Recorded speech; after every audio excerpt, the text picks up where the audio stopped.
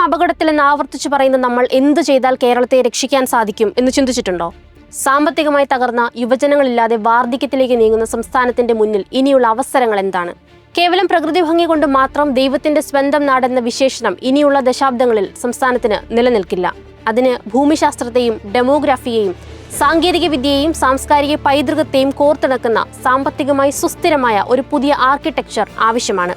2026 ആഗോള യാഥാർത്ഥ്യങ്ങളെ മുൻനിർത്തി കേരളത്തിന്റെ ഒരു സമ്പൂർണമായ നവദർശനം, a complete vision for Keralam, നമുക്കൊന്ന് ചർച്ച ചെയ്യാം.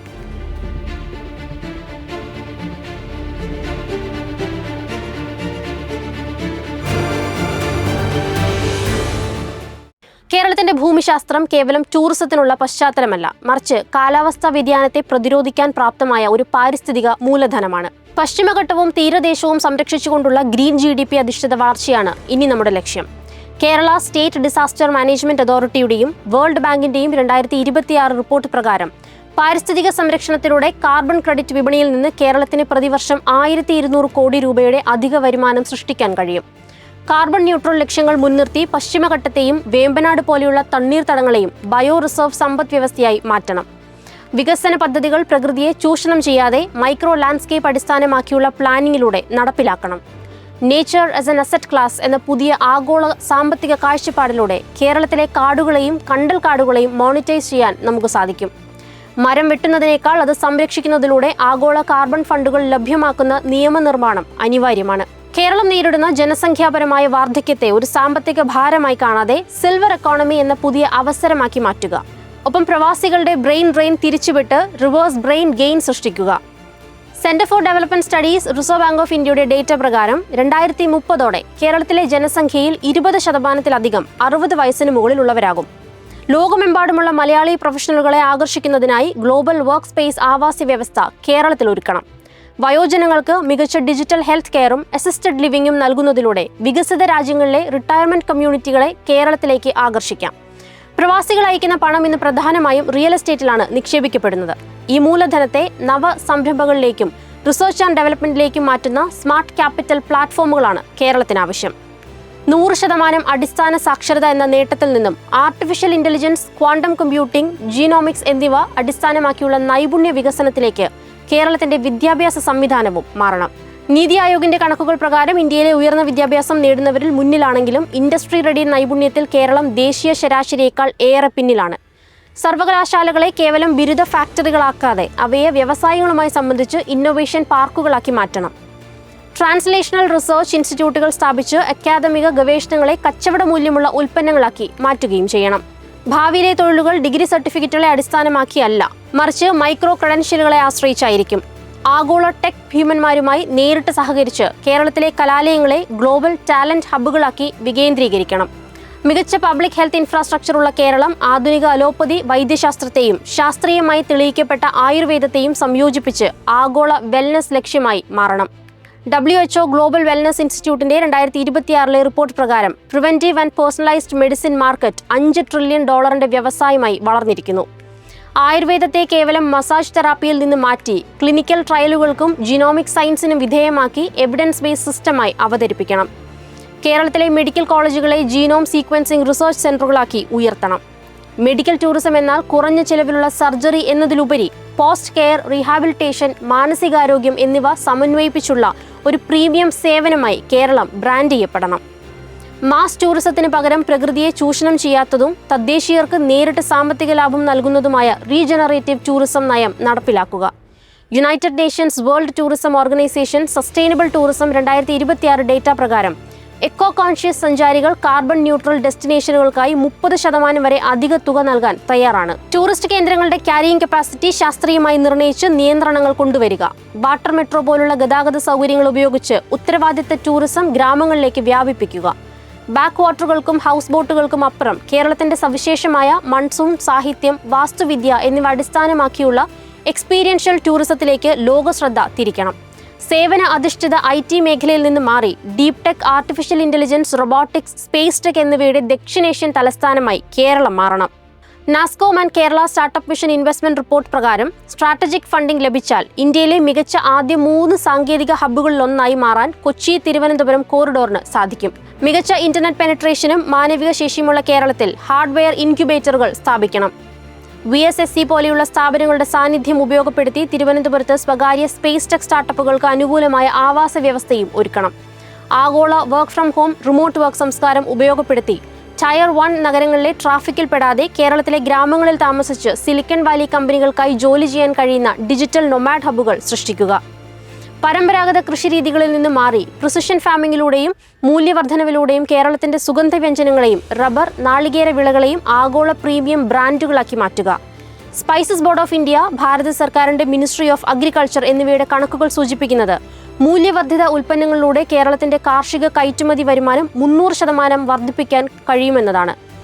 ഭൂമിയുടെ ദൗർലഭ്യം നേരിടുന്ന കേരളത്തിൽ ഹൈഡ്രോപോണിക്സ്, വെർട്ടിക്കൽ ഫാമിംഗ് പോലെയുള്ള സാങ്കേതിക വിദ്യകൾ അനിവാര്യമാണ്. ഒപ്പം കേരളത്തിലെ കുരുമുളകിനും ഏലയ്ക്കും ബ്ലോക്ക് ചെയിൻ സാങ്കേതിക വിദ്യയിലൂടെ ഉദ്ഭവ സർട്ടിഫിക്കേഷൻ നൽകി അന്താരാഷ്ട്ര വിപണിയിൽ പ്രീമിയം വില ഉറപ്പാക്കണം. ഫ്രാൻസിലെ ബോഡോ വൈനുകൾക്കും സ്വിസ് ചോക്ലേറ്റുകൾക്കും ലോക വിപണിയിലുള്ളതുപോലെയുള്ള ഒരു അപ്ലേഷൻ കേരളത്തിലെ സുഗന്ധവ്യഞ്ജനങ്ങൾക്കും ഭൗമ സൂചിക അടിസ്ഥാനത്തിൽ നിർമ്മിച്ചെടുക്കണം.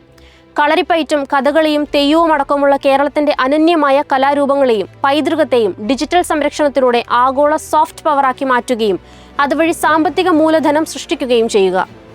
യുനെസ്കോ റിപ്പോർട്ട് പ്രകാരം സാംസ്കാരിക പൈതൃകങ്ങളുടെ മോണിറ്റൈസേഷൻ ക്രിയേറ്റീവ് എക്കോണമിയുടെ നട്ടെല്ലായി മാറിയിരിക്കുന്നുണ്ട്. പരമ്പരാഗത കലകളെ സ്പേഷ്യൽ കമ്പ്യൂട്ടിംഗ്, വെർച്വൽ റിയാലിറ്റി എന്നിവയുമായി സംയോജിപ്പിച്ച് ലോകത്തെമ്പാടുമുള്ള സർവകലാശാലകളിലും മ്യൂസിയങ്ങളിലും എത്തിക്കണം. കലകളെ ആധാരമാക്കിയുള്ള ബൗദ്ധിക സ്വത്തവകാശം അഥവാ IP റൈറ്റ്സ് സംരക്ഷിക്കപ്പെടണം. ജപ്പാൻ അവരുടെ ആയോധന കലകളെയും ആനിമേഷനെയും ആഗോളവൽക്കരിച്ചതുപോലെ കളരിപ്പയറ്റിനെ സ്പോർട്സ് സയൻസുമായി സംയോജിപ്പിച്ച് ആഗോള തലത്തിലുള്ള ഒരു അത്ലറ്റിക് അച്ചടക്കമാക്കി വളർത്തിയെടുക്കണം. വിഴിഞ്ഞം അന്താരാഷ്ട്ര ട്രാൻസ്ഷിപ്മെന്റ് ടെർമിനലിനെ കേന്ദ്രീകരിച്ച് maritime logistic, deep see phishing എന്നിവയിൽ ഊന്നിയുള്ള ഒരു മെഗാ ബ്ലൂ എക്കോണമി നിർമ്മിക്കുക. കേന്ദ്ര ഷിപ്പിംഗ് ആൻഡ് സ്പോർട്സ് മന്ത്രാലയത്തിന്റെ നിരീക്ഷണ പ്രകാരം കൊളംബോ പോർട്ടിനെ മറികടന്ന് ഇന്ത്യയുടെ ചരക്ക് നീക്കത്തിന്റെ 60% വിഴിഞ്ഞം വഴി സാധ്യമാകും. വിഴിഞ്ഞത്തിന് അനുബന്ധമായി ഒരു global logistics corridor, free trade സോണുകൾ, ഷിപ്പ് റിപ്പയറിംഗ് പോർട്ടുകൾ എന്നിവ വികസിപ്പിക്കണം. കടൽ വിഭവങ്ങളെ രാജ്യാന്തര നിലവാരത്തിൽ സംസ്കരിക്കുന്നതിനുള്ള പാർക്കുകൾ തിരുവനന്തപുരം മുതൽ കാസർഗോഡ് വരെ സ്ഥാപിക്കണം. തുറമുഖം എന്നത് വെറും ഒരു ചരക്ക് മാറ്റ് കേന്ദ്രമല്ല, ഇതൊരു ഇൻഡസ്ട്രിയൽ മാഗ്നറ്റാണ്. ദുബായ് ജബലലി പോർട്ട് മോഡലിൽ കേരളത്തിലെ വിഴിഞ്ഞം ടെർമിനലിനെ ഒരു സാമ്പത്തിക സ്വയംഭരണ പ്രദേശമായി ഉയർത്തേണ്ടതുണ്ട്. പരിസ്ഥിതിക്ക് ആഘാതമേൽപ്പിക്കാത്ത അതിവേഗ റെയിൽ ശൃംഖലകളും ഉൾനാടൻ ജലഗതാഗതവും സമന്വയിപ്പിച്ചുള്ള മൾട്ടി മോഡൽ ട്രാൻസിറ്റ് സംവിധാനം നിർമ്മിക്കുക. Inland waterways authority of India west cost canal വികസന റിപ്പോർട്ട് വ്യക്തമാക്കുന്നത് റോഡ് ഗതാഗതത്തിൽ നിന്നുള്ള ലോജിസ്റ്റിക്സ് ചെലവ് 40% വരെ കുറയ്ക്കാൻ ഉൾനാടൻ ജലപാതകൾക്ക് കഴിയുമെന്നാണ്. കാസർഗോഡ് മുതൽ തിരുവനന്തപുരം വരെ ജലപാത പൂർണ്ണമായി സജ്ജമാക്കി ഹൈഡ്രജൻ പവേർഡ് ബാർജുകൾ ഉപയോഗിച്ച് ചരക്കു നീക്കം നടത്തണം. കേരളത്തിലെ വിമാനത്താവളങ്ങളെ പരസ്പരം ബന്ധിപ്പിക്കുന്ന ഗ്രീൻ ഹൈവേകൾ രൂപീകരിക്കണം. ഗതാഗത കുരുക്കിൽപ്പെടുന്ന കേരളത്തിന്റെ സമയം, സാമ്പത്തിക നഷ്ടമാണ് ഉണ്ടാക്കുന്നത്. കെ-റെയിൽ പോലെയുള്ള അതിവേഗ യാത്രാ സംവിധാനങ്ങൾ ഭാവിയുടെ അനിവാര്യത കൂടിയാണ്. എന്നാൽ അത് നിലവിലെ പാരിസ്ഥിതിക സാമൂഹിക ഘടനകളെ മുറിച്ചു മാറ്റാത്ത രീതിയിൽ എലിവേറ്റഡായി രൂപകൽപ്പന ചെയ്യപ്പെടണം. പുറമേ നിന്നുള്ള ഊർജ്ജത്തെ ആശ്രയിക്കുന്ന സംസ്ഥാനം എന്നതിൽ നിന്ന് മാറി സൗരോർജ്ജം, വിൻഡ് എനർജി, ഗ്രീൻ ഹൈഡ്രജൻ എന്നിവയിലൂടെ കേരളം ഒരു നെറ്റ് സീറോ ഊർജ്ജ കയറ്റുമതി കേന്ദ്രമാകണം. Ministry of new and renewable എനർജിയുടെ റിപ്പോർട്ടും KSEB ഡേറ്റയും പ്രകാരം കൊച്ചിയിലെ ഗ്രീൻ ഹൈഡ്രജൻ വാലി പദ്ധതി ഇന്ത്യയിലെ തന്നെ ഏറ്റവും വലിയ ക്ലീൻ എനർജി ഹബ്ബായി മാറാനുള്ള സാധ്യതയും മുന്നോട്ട് വയ്ക്കുന്നുണ്ട്. പശ്ചിമഘട്ടത്തിലെ ഡാമുകൾ കേന്ദ്രീകരിച്ച് ഫ്ലോട്ടിംഗ് സോളാർ പ്ലാന്റുകൾ വ്യാപിപ്പിക്കണം. കൊച്ചി റിഫൈനറിയും തുറമുഖവും ചേർന്ന് ഗ്രീൻ ഹൈഡ്രജന്റെയും അമോണിയയുടെയും ഉൽപ്പാദന കയറ്റുമതി കേന്ദ്രമായി മാറ്റണം. ഊർജ്ജോൽപാദനം സർക്കാർ കുത്തകയായി നിലനിർത്താതെ വീടുകളിലെ സോളാർ പാനലുകൾ വഴി ഉൽപ്പാദിപ്പിക്കുന്ന വൈദ്യുതി peer to peer block chain trading വഴി വിൽക്കാൻ പൗരന്മാർക്ക് അവസരമൊരുക്കണം. സമ്പന്നമായ മലയാള സാഹിത്യത്തെയും പുരോഗമനപരമായ സാമൂഹിക ചിന്തകളെയും മികച്ച വിവർത്തനങ്ങളിലൂടെയും ആഗോള ഫോറങ്ങളിലൂടെയും ഒരു സാമ്പത്തിക, ബൗദ്ധിക ഉൽപ്പന്നമാക്കി മാറ്റുക. സാഹിത്യ അക്കാദമിയുടെയും ആഗോള പബ്ലിഷിംഗ് ഡേറ്റാബേസുകളുടെയും കണക്കുകൾ കാണിക്കുന്നത് ദക്ഷിണേന്ത്യൻ ഭാഷാ സാഹിത്യങ്ങൾക്ക് യൂറോപ്യൻ, അമേരിക്കൻ വിപണികളിൽ ഡിമാൻഡ് 150% വർദ്ധിച്ചു എന്നതാണ്. കൊച്ചി ബിനാലെ കലയിലുണ്ടാക്കിയ വിപ്ലവം പോലെ സാഹിത്യത്തിനും ഫിലോസഫിക്കും വേണ്ടിയുള്ള ലോകോത്തര ഫെസ്റ്റിവലുകൾ സംഘടിപ്പിക്കണം. മലയാള നോവലുകളെയും ചരിത്രത്തെയും ഗ്ലോബൽ OTT പ്ലാറ്റ്ഫോമുകളിലേക്കുള്ള പ്രീമിയം കണ്ടന്റുകളാക്കി പരിവർത്തനം ചെയ്യണം. ഭാഷയെ കേവലം സ്വത്വബോധത്തിന്റെ ഭാഗമായി മാത്രം കാണാതെ ഭാഷാ കമ്പ്യൂട്ടിങ്ങിലൂടെയും മികച്ച ട്രാൻസ്ലേഷൻ എക്കോസിസ്റ്റത്തിലൂടെയും അതിനെ ഒരു സാമ്പത്തിക ഉത്തേജകമാക്കി മാറ്റണം. കേരളത്തിന്റെ തനത് ഭക്ഷണ രീതിയെ ആഗോളതലത്തിൽ ബ്രാൻഡ് ചെയ്യുകയും തായ്ലൻഡും മെക്സിക്കോയും നടപ്പിലാക്കിയതുപോലെ ഭക്ഷണത്തെ ഒരു സാംസ്കാരിക നയതന്ത്ര ഉപകരണമാക്കി മാറ്റുകയും ചെയ്യുക. നാഷണൽ റെസ്റ്റോറന്റ് അസോസിയേഷൻ ഓഫ് ഇന്ത്യയുടെ റിപ്പോർട്ട് പ്രകാരം ആഗോളതലത്തിൽ ആരോഗ്യകരവും സുഗന്ധവ്യഞ്ജന സമ്പന്നവുമായ ഇന്ത്യൻ വിഭവങ്ങൾക്ക്, പ്രത്യേകിച്ചും തീരദേശ വിഭവങ്ങൾക്ക് ഏറ്റവും ഉയർന്ന വാണിജ്യ മൂല്യമാണുള്ളത്.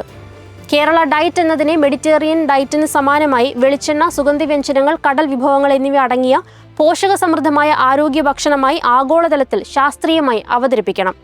ഇതിനായി culinary ഇൻസ്റ്റിറ്റ്യൂട്ടുകൾ ആരംഭിക്കണം. ഭക്ഷണ വ്യവസായം എന്നത് പാചകക്കുറിപ്പുകൾക്കുമപ്പുറം വിതരണ ശൃംഖലയുമായി ബന്ധപ്പെട്ടതാണ്. ലോകത്തെവിടെയും ആധികാരികമായി കേരള വിഭവങ്ങൾ ലഭ്യമാക്കുന്നതിനുള്ള ഗ്ലോബൽ ഫ്രാഞ്ചൈസി മോഡലുകളും പാക്കേജ്ഡ് ഫുഡ് സാങ്കേതികവിദ്യയും വികസിപ്പിക്കണം.